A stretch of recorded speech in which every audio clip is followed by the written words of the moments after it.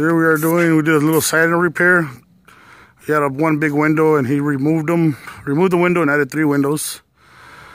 So we patched up the siding and now we're just spraying it.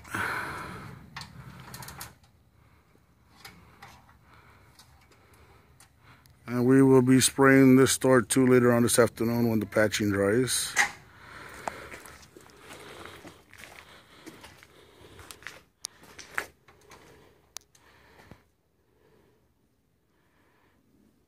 We're using super paint flat for this house.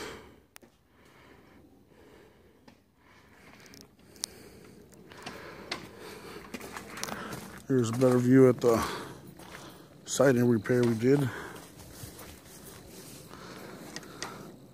So that white siding is brand new. Everything where it was sprayed, where you can see the spray marks, is brand new siding.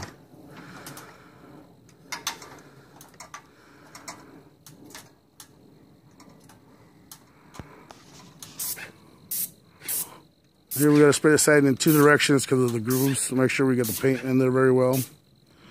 And we painted this house a couple years ago, so we knew what color we needed.